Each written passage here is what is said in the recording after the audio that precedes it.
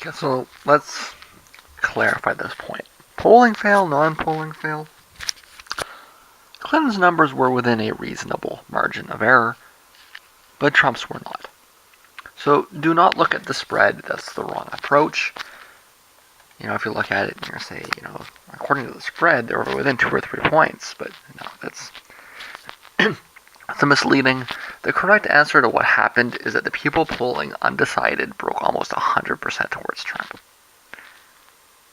Is that reasonable, do you think? There is a polling phenomenon called the shy Tory effect. But Trump is not a Tory, he's BNP. I hypothesize that you might have something like a shy racist effect. Meaning, was there a bias?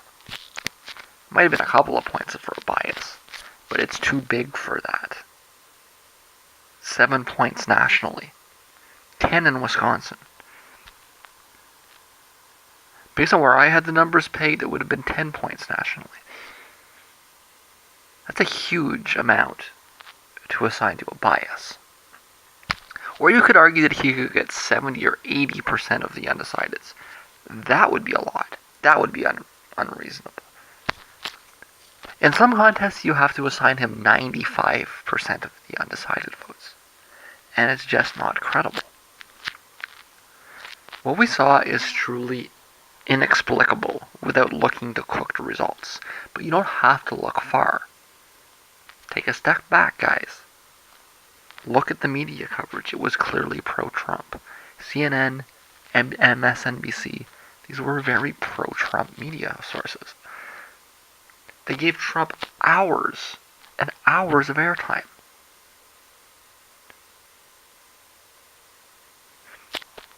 Do you think there weren't people in the back pulling strings that didn't have some kind of motive regarding that? Look at the FBI investigations. Comey. Look at the WikiLeaks releases.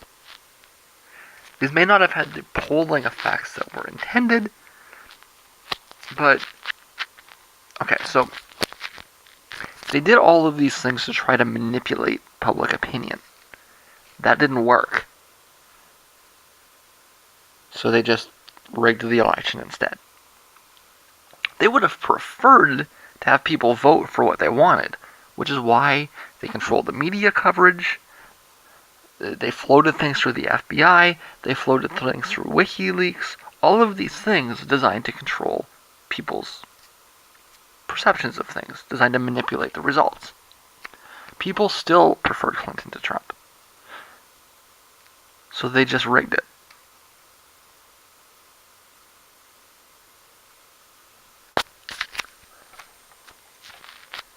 This was the final Bloomberg poll. I posted here previously. It was representative, but the firms were reporting the data differently. Some worked in the undecideds and others didn't, so it doesn't make sense to aggregate the final polling. You're going to get very misleading results if you try to do that. And I said that I'm not opposed to this poll so long as you read it correctly. It had Clinton at 44, Trump at 41, and undecided at 9. It's the undecided part that was often not reported. Okay. Let's stop for a second and let's take a detour back to the Canadian election. In some senses, what we're seeing here is very similar to my criticism of the Canadian election, but it's not on another way. We saw the numbers break in Canada near the end. Okay. It is true that there was a large undecided amount. It was larger than 9. It was more like 20 in Canada. And it stayed undecided for a very long period until the very end, where it broke very strongly for the Liberals. But it's very different, okay, for a couple of reasons. One of the reasons is because we knew through polling, and it was repeated over and over again, through all kinds of different sources, all kinds of different polling methods. Didn't matter who you asked, didn't matter who asked them, didn't matter how you asked them, they all told us that this large number of undecided voters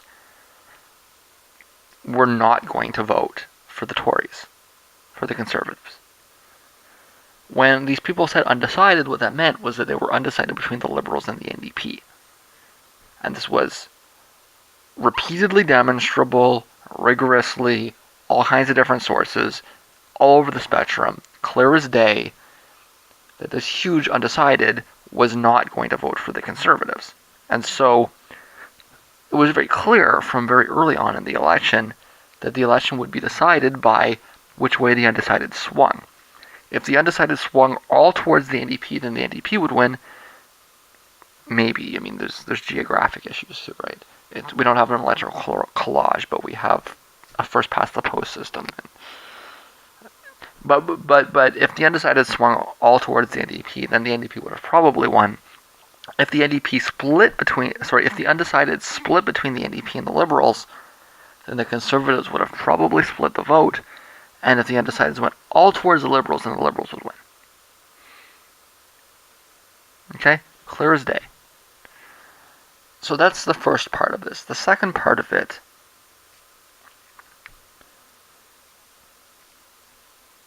is that they decided, right? It was undecided, up until about a week before the election, maybe a little bit longer. You can check the dates. I don't remember exactly. But by the time we had election day upon us, we didn't have large undecideds anymore. The undecideds had fallen down. And it was clear before the election that the undecideds had picked the Liberals.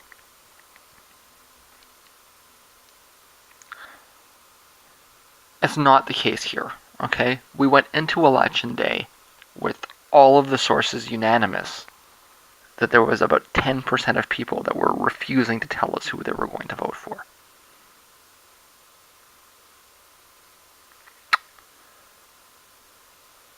So let's not compare this to what happened in Canada. It's very different for many reasons. But that's what the poll said. Clinton 44, Trump 41, undecided 9. The results were Clinton 48, Trump 47, meaning that Trump got about 2/3 of the undecided votes, which is quite a bit, especially considering that it was hard to get him to 40, 41. How did he get to 47?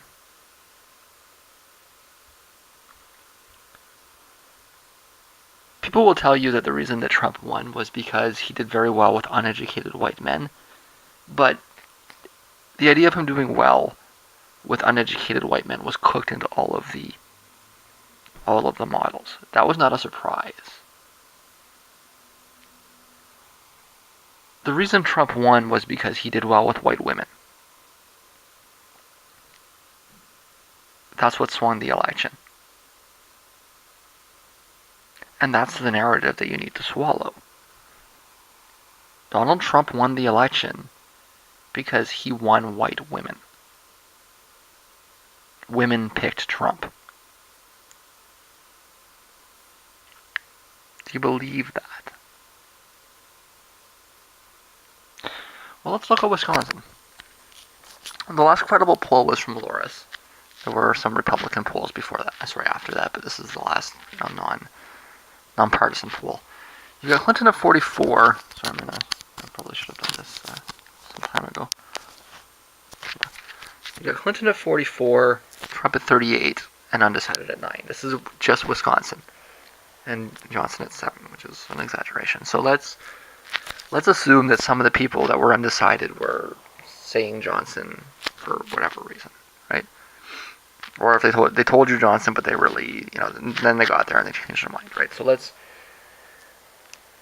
in order to kind of, not deal with that, let's just bump the undecideds up to 12. The actual results were Trump 48, Clinton 47. So Clinton gets, around 2% of the undecideds, and Trump gets 10. Now, because of the Johnson thing, you can play with the numbers a few different ways, but it's an awfully high percentage one way or the other. You're looking at 80, 85, 90% of the undecideds moving in one direction. And in fact, if you assign Johnson to Clinton, then you've got to give Trump 100% of the undecideds.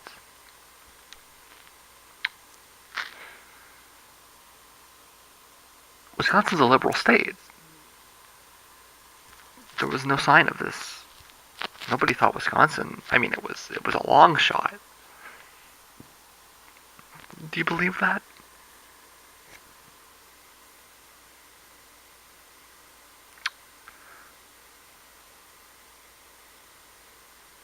And you can make the same arguments in Michigan. So the numbers are there. But do you believe them? Do you believe he won 2/3 of white women? Do you believe he won white male college graduates? Again, we've got this idea, called the tory effect, but I've never seen it used to explain a bias this large, however flawed the idea might even be here. I don't think that you can describe Donald Trump as a Tory or his possible supporters as shy. It's not just that the polls couldn't have been wrong. It's not that the polls couldn't have been wrong in this direction, this way. It's just straining credibility to think they could have been wrong in this direction, in this way, this much. One possible explanation is that Hillary may have forgotten to stuff ballots in Wisconsin, so Trump's cheating seems extra suspicious because it's not balanced by hers. I'm only being a little bit tongue-in-cheek. It would be fitting for the cycle, wouldn't it, if it's true? Likewise, I see little reason to think undecideds in western Pennsylvania would have been shy Tories. And she demolished him in Philly and Pittsburgh. But that's how you do this, okay? The last poll in Philadelphia had Clinton at 48, Trump at 42, and undecideds at 10. The result was Trump 49, Clinton 48, and others at 3. If you just split the others out, right, if you say that, Johnson voters were categorized as undecided in the poll, then you're giving Trump 7 and Clinton nothing. It's only one poll and I'm not measuring error, but you get the point. You'd have to give Trump essentially all of the undecideds in Pennsylvania. Every single person who polled as undecided voted for Trump. Do you believe that? You could at least maybe see how lifelong liberals in Wisconsin may have been ashamed about punting social issues for a Hail Mary on NAFTA. But in Pennsylvania, why? Why wouldn't they just tell you they're going to vote for Trump? It doesn't add up. So, I'm giving you the answer here, okay? You don't need a polling fail. If you read the polls right, you get to the conclusion that Trump simply got a very, very disproportionate level of the undecideds. There's no fail there. It's just impossible to actually believe when you look at what you have to actually swallow to make the numbers work. Things like 95% swings in Pennsylvania, 80% swings in Wisconsin. As well as swallowing the fact that there were 10% of the people undecided the day before the election in the first place. I won't calculate Michigan, but it's just as absurd, no doubt. On top of 2/3 of white women. So, the numbers are there. You can make them work. Barely. But it's impossible to actually take seriously. So I am convinced that this election was stolen by the sheer breadth of it. The likelihood of what you're seeing here actually happening is far too small to admit. That said, if you insist that I come up with a reason for what you're seeing here, if you want to hold absolutely fast to the data, however unlikely I think it is, I'm going to propose that you're seeing a different bias at work.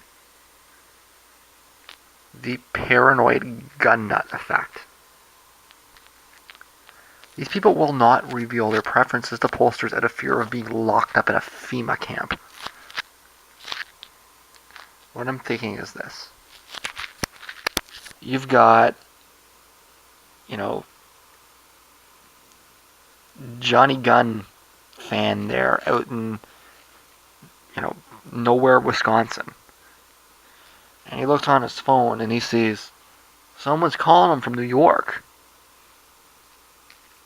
And he gets scared. Because of the government. Government's calling me. Government's going to put me in jail. Someone from New York's calling me, asking me about my politics. They're going to put me in jail if I tell them. Because I don't support this Obama. I support Trump.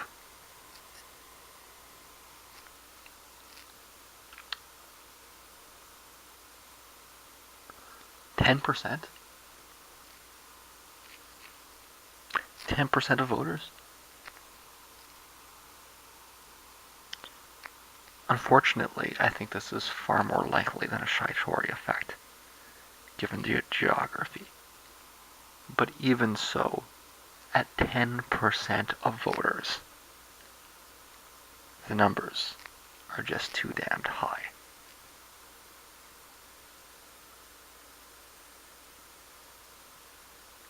If there's a way to make sense of it, it's this.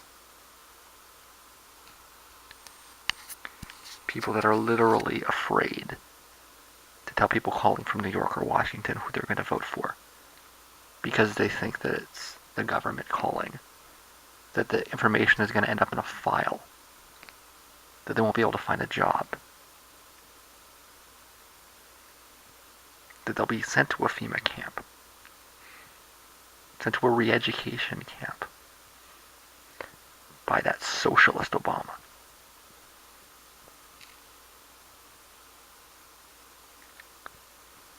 We're living through very dark times.